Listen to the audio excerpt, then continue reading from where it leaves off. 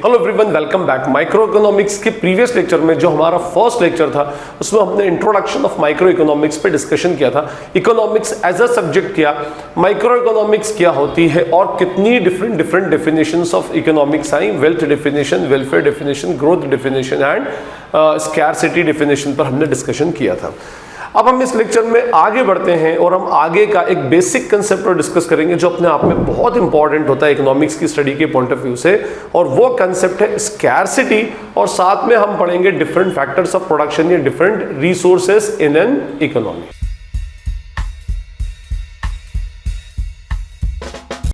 ये जो टर्म है स्कैरसिटी, ये मैंने आपको प्रीवियस लेक्चर में स्कैरसिटी डेफिनेशन ऑफ इकोनॉमिक्स के अंदर यूज किया था। मैंने आपको स्कैरसिटी डेफिनेशन जो लायनल रॉबिन्स ने दी थी उसके अकॉर्डिंगली बताया था कि हर इंसान की और हर इकोनॉमी की डिजायर जो होती हैं वो अनलिमिटेड होती हैं। मींस वो ज्यादा से ज्यादा चाहता है, अनलिमिटेड डिजायर्स होती हैं।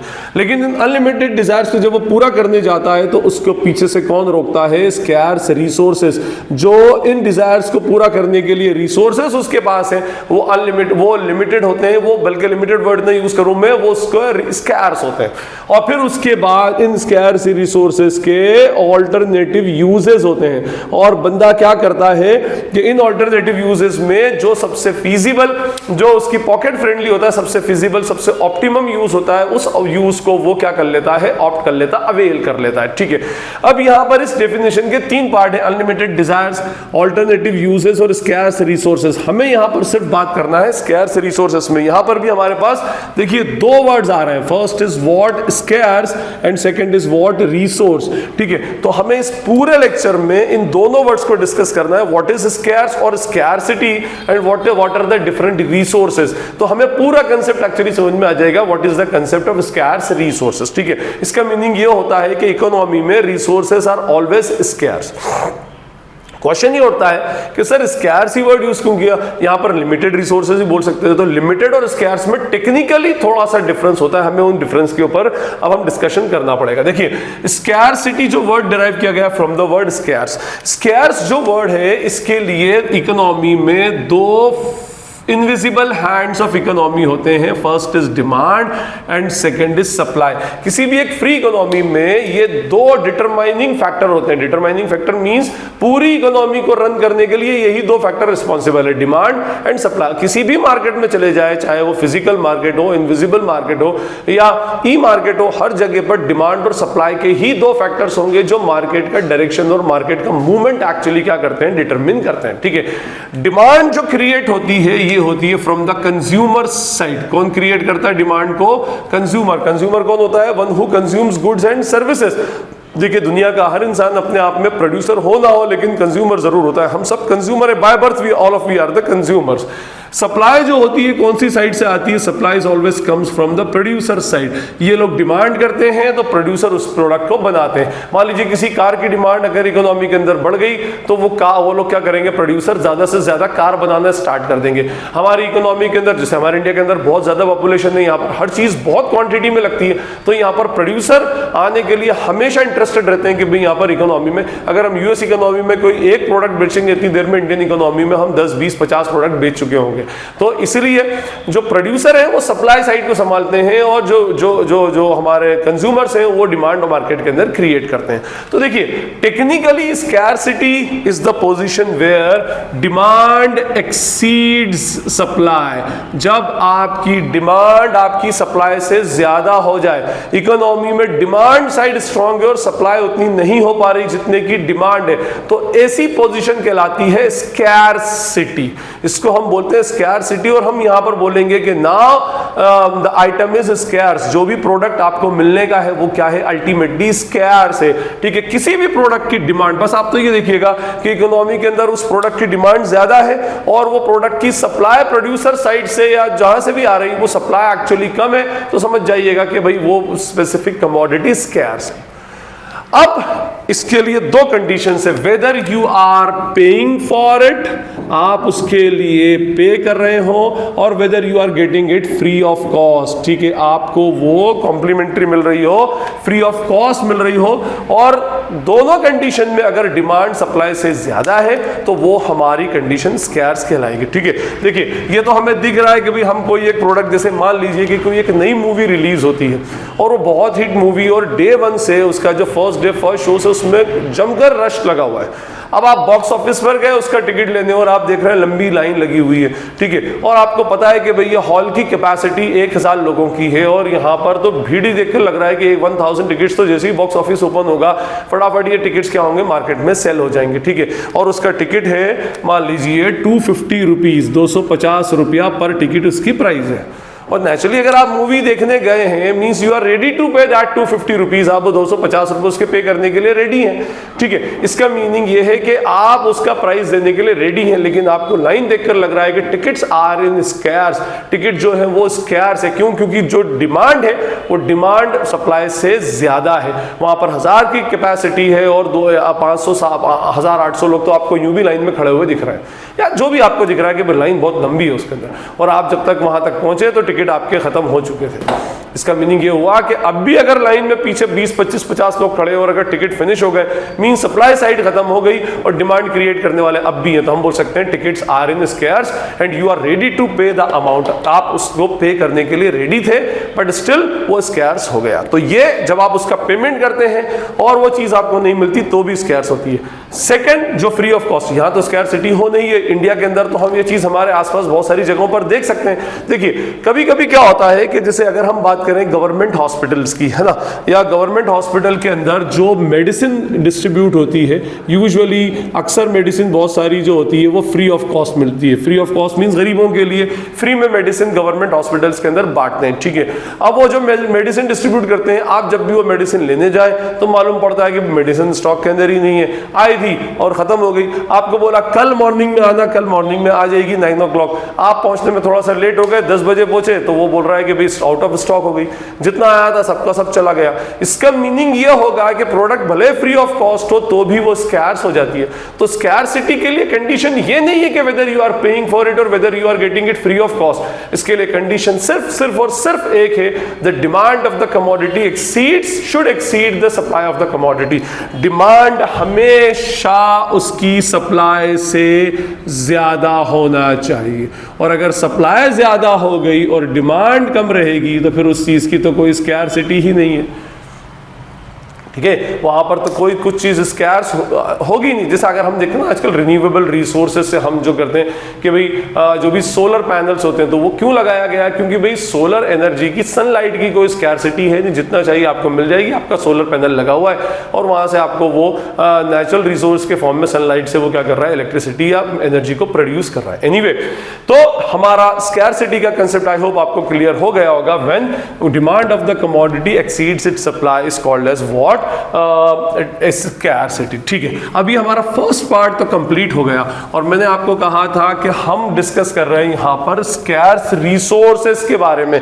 तो now we are going to discuss the second part of the lecture, that is what, resources. Economy में ये जो रिसोर्सेज हैं, these are also called as what, factors of production, factors of production. Now we are talking about the production, और production की बात कर रहे हैं means we are talking about the producer side, producer की साइड। प्रोड्यूसर क्या करते हैं इकोनॉमी में? Producers usually produce what, goods and services in an economy, ठीक है। गुड्स एंड सर्विसेज आपकी इकोनॉमी में प्रोड्यूस करते हैं। ये मार्कर बनकर आया तो जो मार्कर का बनाने वाला है वो प्रोड्यूसर है। ये व्हाइट बोर्ड बना, इसका मैन्युफैक्चरर जो है वो प्रोड्यूसर है। मोबाइल बन रहा है, प्रोड्यूसर है। कैमरा है, उसका जो मैन्युफैक्चरर है वो प्रोड्यूसर है। इवन सर्विसेज के भी प्रोड्यूसर्स होते हैं। आपका स्कूल वो सर्विसेज को प्रोड्यूस कर रहा है, हॉस्पिटल्स वो सर्विसेज को प्रोड्यूस कर रहा है, कोई होटल, कोई रेस्टोरेंट ऑनर, वो सारे के सारे लोग अलग अलग सर्विसेज को प्रोड्यूस कर रहे हैं। तो इकोनॉमी में जो भी प्रोडक्शन होता है वो गुड्स एंड सर्विसेज का होता है और इकोनॉमी इसी से रन करती है, इसी की डिमांड और सप्लाई। अभी मैंने भी थोड़ी देर पहले आपको बताया। तो हम बात कर रहे हैं फैक्टर्स ऑफ प्रोडक्शन की। तो अगर मैं इस वर्ड को डेराइव करूं तो फैक्टर्स ऑफ प्रोडक्शन का मीनिंग होगा all factors which are needed to produce goods and services. वो सारे फैक्टर्स जो आपकी इकोनॉमी में गुड्स एंड सर्विसेज को प्रोड्यूस करने के लिए कंपल्सरीली चाहिए, वो सारे के सारे कहलाते हैं आपके फैक्टर्स ऑफ प्रोडक्शन। उनको हम क्या बोलेंगे? फैक्टर्स ऑफ प्रोडक्शन अल्टीमेटली बोलेंगे। आई होप इट इज क्लियर। देखिए, अब ये बोला गया कि भाई कौन कौन से फैक्टर्स ऑफ प्रोडक्शन होते हैं, तो मैंने क्या कहा कि all those elements which are compulsorily required, जिनको कंपल्सरीली रिक्वायर्ड होते हैं और यूनिवर्सल होते हैं, मींस वो हर गुड और सर्विसेज के ऊपर एप्लीकेबल होंगे। Those are called as factors of production और रिसोर्सेज इन द इकोनॉमी। तो देखिए, ये चार होते हैं हमारे पास। First is what? फर्स्ट होगा हमारा फैक्टर्स ऑफ प्रोडक्शन के अंदर, ये मैंने लिखा यहां फैक्टर्स ऑफ प्रोडक्शन और resources. First factor of production is what? Land. Second factor of production is what? Labor. ठीक है. Third factor of production is what? Capital. And fourth factor of production is what? Entrepreneurship. ठीक है, ये क्या होगा हमारा? Entrepreneurship actually इसके अंदर होगा। ठीक है, तो हमारे चार फैक्टर्स ऑफ प्रोडक्शन एक्चुअली इसके अंदर होते हैं। देखिए, अब हम वन बाय वन इसको ये चार factors of production compulsorily required है for producing any good and services. इसमें से अगर एक भी गायब हो गया या एक भी कम हो गया तो आपकी इकोनॉमी में गुड्स और सर्विसेज का प्रोडक्शन या मैन्युफैक्चरिंग पॉसिबल ही नहीं है। ठीक है, मींस आपको कोई भी गुड्स को प्रोड्यूस करना है तो लैंड चाहिए, लेबर चाहिए, कैपिटल चाहिए और एंटरप्रेन्योरशिप स्किल्स चाहिए। चलिए, सबसे पहले we will talk about the land. Land जो होता है जी, ये अपने आप में एक फिजिकल रिसोर्स होता है। क्या है ये? Physical resource. Physical resource means जो हमें दिखता है, which can be seen, which can be touch. जितने भी नेचुरल रिसोर्सेस हमारे पास है वो हमारी लैंड है। जो हमारे खेत हैं, फार्म्स हैं, जंगल्स हैं, जो लैंड हमारे जिसके ऊपर स्टेडियम बना रहे हैं, जिस पर हम बिल्डिंग बना रहे हैं, वो लैंड जहां से हम कोल एक्सट्रैक्ट कर रहे हैं, ऑयल एक्सट्रैक्ट कर रहे हैं, डायमंड्स निकाल रहे हैं, आयरन निकाल रहे हैं, ये सारे के सारे जो होगा all these are called as land. इसको हम क्या बोलेंगे? All these comes under the heading of land. Fishing करते हैं तो फिशिंग भी कहाँ से? फिशिंग भी कभी जो प्रोड्यूस होती है वो भी कहाँ से होती है? लैंड में, क्योंकि वाटर के अंदर होती है तो वो भी लैंड का ही अल्टीमेटली पार्ट है। तो जो एग्रीकल्चरल एक्टिविटीज, माइनिंग एक्टिविटीज या एक्सट्रैक्शन ऑफ नेचुरल रिसोर्सेस है, जो प्राइमरी सेक्टर का जो रिसोर्स एक्सट्रैक्शन है, that is the part of land. वो कहाँ से क्रिएट होता है? लैंड से क्रिएट होता है। तो हमारा लैंड अपने आप में फिजिकल रिसोर्स है जो दिखता है हमें, that is called as land. अच्छा, अब इसके अंदर इस फिजिकल रिसोर्सेस में भी there are two classification, renewable and second is what? Non renewable. ठीक है, रिन्यूएबल का मीनिंग होगा कि जो रिन्यू हो जाए। रिन्यू हो जाए मींस आपने काम किया फिर सेम टू सेम काम के लिए रेडी हो जाए। जैसे मैं आपको कहूं कि जो land which is used for what? Agricultural purpose. भाई आपके पास एक लैंड है, आप उस पर हर साल वीट उगाते हैं। अब मैं बोल रहा हूं कि हर साल, एवरी ईयर, तो जब हर साल वीट उगा रहे हैं तो नेचुरली वो रिन्यूएबल रिसोर्स है। वो एक बार वीट देगी, फिर नेक्स्ट ईयर उगा लेना, फिर वीट देगी, फिर third year, fourth year, fifth year, इस तरह से वो बार बार आपको क्या करता है? रिन्यू करता जाता है। तो that is called as what? Renewable resource. Non renewable resource on the other hand क्या होते हैं? जैसे हम कहें इसमें सारी कोल माइंस होंगी, सारे ऑयल वेल्स होंगे, सारे डायमंड माइंस होंगी। ठीक है, ये एक बार यूज हो गया। कोल माइन के अंदर मान लें, लेट सपोज आपके पास एक कोल माइन है या किसी एक जगह पर कोल माइन है, वहां पर 1 लाख टन्स जो है वो कोल है उस बड़ी सारी लैंड के अंदर। तो ये कोल को एक्सट्रैक्शन को तब तक यूज हो सकती है जब तक आप पूरा 1 लाख टन कोल उसके अंदर से एक्सट्रैक्ट नहीं कर लेते। जैसे ही आपने उसको 1 लाख टन कोल एक्सट्रैक्ट किया, अब आगे कोल उसके अंदर बनेगा नहीं। ऐसे ही ऑयल वेल्स के अंदर से भी जितना ऑयल हम एक्सट्रैक्ट करते जा रहे हैं उतना ऑयल उसके अंदर से कम होता जा रहा है और उसके अंदर से फिर नया ऑयल फिर प्रोड्यूस होने का नहीं। जैसे आप उधर वीट प्रोड्यूस कर रहे हैं हर साल, यहां पर ऑयल बार बार नहीं बनता हो, तो जो बना हुआ है लैंड के अंदर वही रहेगा।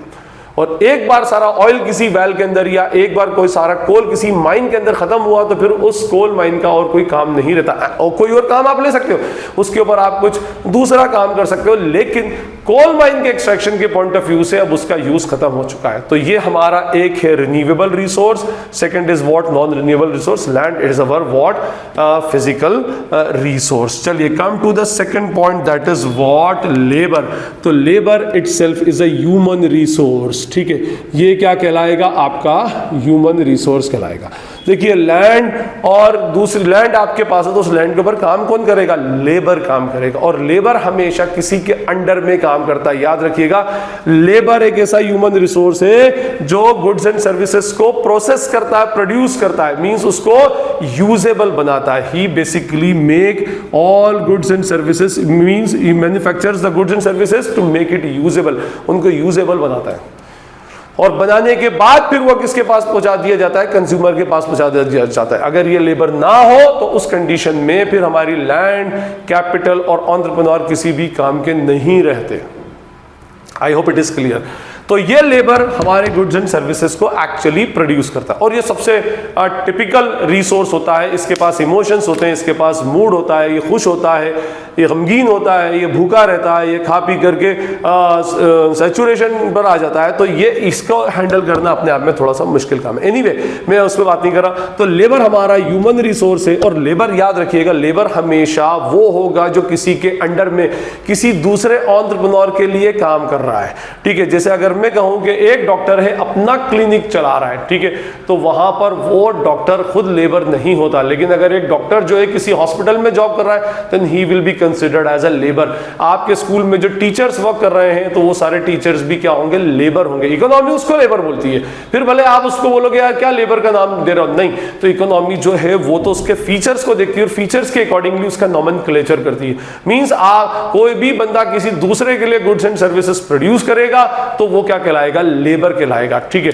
तो labour itself is a human resource, ही अपने आप में एक ह्यूमन रिसोर्स होता है। I hope it is clear. Now come to the third point, capital. तो capital itself is a monetary resource. अब आप बोलेंगे सर जी कैपिटल डायरेक्टली या मनी डायरेक्टली कैसे बिजनेस में फैक्टर ऑफ प्रोडक्शन बन सकता है? तो एक्चुअली ये डायरेक्टली नहीं होता। और एक बात और बताऊं मैं आपको, इस कैपिटल को अकाउंटेंसी की कैपिटल से कोरिलेट मत कीजिएगा, वो अकाउंटेंसी की कैपिटल अलग होता है। ये कैपिटल एक्चुअली रिप्रेजेंट करती है बोरोइंग्स को, बोरोइंग्स जो हम मार्केट से लोन लेते हैं वो इसको एक्चुअली रिप्रेजेंट करती है, मॉनेटरी रिसोर्स।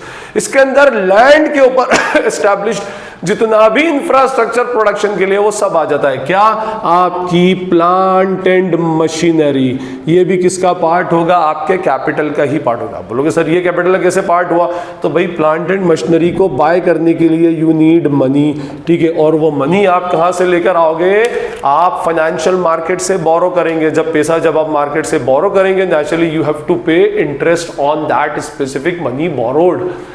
तो capital itself is a monetary resource. ये मॉनेटरी रिसोर्स डायरेक्टली नहीं लगता, ये प्लांट एंड मशीनरी के फॉर्म में या इक्विपमेंट जो भी आपके बेसिकली बिजनेस में यूज हो रहे हैं गुड्स को प्रोड्यूस करने के फॉर्म में, इस तरह से बेसिकली यूज होता है। तो that is called as what? Capital. Now come to the fourth point, that is what? Entrepreneurship skills. तो एंटरप्रेन्योर वो बंदा होता है, ये क्या होती है? स्किल्ड रिसोर्सेज होते हैं, और ये वो बंदा होता है who basically controls all factors of production. Economy में सारे फैक्टर्स ऑफ प्रोडक्शन या किसी भी फैक्ट्री के अंदर सारे फैक्टर्स ऑफ प्रोडक्शन अपने आप काम नहीं करते। इसको मैनेज करने के लिए, इसको कंट्रोल करने के लिए कोई होना चाहिए, वो एंटरप्रेन्योर है, ठीक है। जैसे अगर मैं कहूं कि भाई एक मिस्टर एक्स नाम का बंदा है, ठीक है, इस मिस्टर एक्स को लगता है कि मुझे एक फैक्ट्री स्टार्ट करना चाहिए प्लास्टिक बकेट की, ठीक है, ये प्लास्टिक की बकेट बनाएगा, ठीक है। तो इसने क्या किया? एक लैंड बाय की, लैंड बाय की, मान ली, या लैंड किसी से रेंट पे ले ली उसने, ठीक है, इसको लिया उसने 5 लाख रुपीस पर मंथ का रेंट है, ठीक है, ये उसने रेंट पे ले लिया, बड़ी सारी लैंड है, उसके ऊपर इंफ्रास्ट्रक्चर क्रिएट करवाया, ठीक है। तो ये जो हो गई, तो that is what? This is our what? Land. ये तो लैंड हो गई, ठीक है। उसके ऊपर इंफ्रास्ट्रक्चर क्रिएट करवाया, प्लांट एंड मशीनरी लगाई ढेर सारी, तो plant and machinery will become the part of what? Capital, ठीक है। और उसके ऊपर उसने क्या किया? 100 वर्कर्स बुलाए जो इन प्लांट एंड मशीनरी पे गुड्स एंड सर्विसेज का मैन्युफैक्चरिंग करते हैं। उसके अंदर एक सुपरवाइजर है, एक मैनेजर है, सुपरवाइजर हो, मैनेजर हो, कोई भी हो, all these will be considered as what? Labour. और मिस्टर एक्स जो इन सबको कर रहा है वो क्या कहलाता है? हमारा एंटरप्रेन्योर। और ये जो एंटरप्रेन्योर है ये पूरे काम के बदले में मार्केट से प्रॉफिट उठाता है, ठीक है, फाइन। तो ये बेसिकली मैंने आपको एग्जांपल दिया, इससे आपको आई होप क्लियर हो गया होगा। तो हमारा फोर्थ होता है एंटरप्रेन्योर, जो क्या करता है? ये सारा सेटअप करता है और उसके बदले में प्रॉफिट लेता है। देखिए अब क्या होता है कि अगर आप कहीं से लैंड लेते हैं तो वो आपको फ्री ऑफ कॉस्ट नहीं मिलती। लैंड कभी भी आपको कोई भी इसमें से कोई भी फैक्टर ऑफ प्रोडक्शन आपको फ्री ऑफ कॉस्ट एक्चुअली नहीं मिलता। अगर आप लैंड लेंगे तो जिससे लैंड लेंगे उसको उसके बदले में पेमेंट करना पड़ेगा। And whatever payment we use to do against the land is called as what, इसको हम क्या बोलेंगे, this is called as what, rent, rent और रॉयल्टी। ठीक है, रॉयल्टी पर भी ज्यादा डिस्कशन नहीं करते। रेंट और रॉयल्टी, रॉयल्टी जो होता है गुड्स जितना आप एक्सट्रैक्ट कर रहे हैं उसके अकॉर्डिंगली पेमेंट होता है। तो रेंट आप जो देते हैं that is the payment against the land. Land के अगेंस्ट जो पेमेंट होगा वो क्या कहलाएगा, रेंट या रॉयल्टी अल्टीमेटली कहलाता है। ठीक है, इसी तरह से in the same way labour के अगेंस्ट जो हम पेमेंट करते हैं, लेबर अगर हम बुलाएंगे तो उसको हम क्या पे करेंगे, आइदर वेजेस और व्हाट, सैलरीज। वेजेस या सैलरी हम बोलते हैं। अगर मजदूर तबके का ब्लू कॉलर जॉब है तो उसको वर्ड हम वेजेस बोलेंगे। मंथली बेसिस पर कोई आपके पास एमबीए है या कोई दूसरा बंदा है वो काम कर रहा है, आपका सेल्समैन है जिसको आप मंथली बेसिस पर पेमेंट करते हैं, तो that is called as salary. लेकिन लेबर के अगेंस्ट जो पेमेंट होगा उसको वेजेस है। यूजुअली हम सैलरी वर्ड यूज नहीं करते, हम उसको वेजेस हम इकोनॉमिक्स में यूज करते हैं और यहां पर हम रेंट यूज करते हैं, रॉयल्टी एक्चुअली यूज नहीं करते। ठीक है, एनीवे तो इसके अगेंस्ट पेमेंट होगा वेजेस एंड सैलरी। आप लेबर बुलाते हो तो आपको उसके अगेंस्ट क्या पेमेंट करना पड़ेगा, वेजेस और salaries. Third is what, capital. Capital के अगेंस्ट अगर हमने कैपिटल, कैपिटल का मीनिंग क्या बताया था, बोरिंग्स, बोरिंग्स की है तो वी यूज टू पे what, interest against that borings. उस बोरिंग के बदले में इंटरेस्ट है। याद रखिएगा इकोनॉमी में इन्वेस्टमेंट है तो उसके अगेंस्ट बोरिंग से, बोरिंग करके ही इन्वेस्टमेंट किया जाता है। अगर आप इन्वेस्टमेंट कर रहे हैं तो आपकी एसेट तो क्रिएट हो रही है इकोनॉमी में, but on the other hand आपकी हाथों हाथ आपकी लाइबिलिटी भी क्रिएट हो रही है and you have to pay for that liability. उस लाइबिलिटी के अगेंस्ट जो पेमेंट होगा that is called as what, interest. ये अपने आप में क्या कहलाता है, इंटरेस्ट कहलाएगा। एंड लास्ट, एंटरप्रेन्योर इन सबको देगा, इसको रेंट देगा, इसको वेजेस देगा, इसको इंटरेस्ट देगा और जो बचेगा वो खुद रखेगा in form of what, profit. अपने स्किल्स का प्रॉफिट के फॉर्म में पैसा निकालता है। ठीक है, अच्छा ये सारे थे हमारे फैक्टर्स ऑफ प्रोडक्शन, है ना। अब फैक्टर्स ऑफ प्रोडक्शन अगर आप लेते हैं तो उसके अगेंस्ट ये पे करते हैं, rent, wages, interest and profit. Land के अगेंस्ट रेंट, लेबर के अगेंस्ट वेजेस, कैपिटल के अगेंस्ट इंटरेस्ट और एंटरप्रेन्योरशिप स्किल्स के अगेंस्ट प्रॉफिट। तो ये जो पेमेंट होते हैं, these payments are actually called as what, factor payments. ठीक है, फैक्टर पेमेंट्स कहलाएगा। जो दे रहा है उसके लिए फैक्टर पेमेंट, जो ले रहा है उसके लिए कहलाएगा ये फैक्टर इनकम। जैसे मैंने अभी एग्जांपल दिया ना, मिस्टर एक्स ने लैंड ली तो मिस्टर एक्स ने लैंड ली मिस्टर पी से, तो मिस्टर पी को जो पेमेंट करेगा तो मिस्टर एक्स के लिए वो फैक्टर पेमेंट है, मिस्टर पी के लिए फैक्टर इनकम है। उसने बहुत सारे वर्कर्स बुलाए तो मिस्टर एक्स के लिए वेजेस जो है वो फैक्टर पेमेंट है और वर्कर्स के लिए वो फैक्टर इनकम है। ऑन द अदर हैंड कहीं से मनी बोरो किया प्लांट एंड मशीनरी लगाने के लिए तो मिस्टर एक्स के लिए वो इंटरेस्ट फैक्टर पेमेंट है और जिस भी बैंक को या फाइनेंशियल ऑर्गेनाइजेशन को, फाइनेंशियल मार्केट को पैसा मिल रहा है that is what, factor income. और खुद के पास जो प्रॉफिट रखेगा दैट इज व्हाट, प्रॉफिट। तो ये हमारा कंसेप्ट था फैक्टर्स ऑफ प्रोडक्शन का। पूरे लेक्चर में हमने स्कैरसिटी का कंसेप्ट पढ़ा और फैक्टर्स ऑफ प्रोडक्शन का। कहने का मीनिंग ये होता है कि ये जितने भी फैक्टर्स ऑफ प्रोडक्शन होते हैं, these are called as resources and resources are always scarce in an economy. Economy के अंदर रिसोर्सेज हमेशा क्या होते हैं, स्कैर्स ही होते हैं। तो ये हमारा कंसेप्ट था स्कैरसिटी और फैक्टर्स ऑफ प्रोडक्शन का। I hope it is clear to you all. Still अगर आपको कोई क्वेरी या डाउट लगती है तो you can ask in the comment section. This is Najeeb Hashmi signing off from Najeeb Hashmi's academy. Thank you.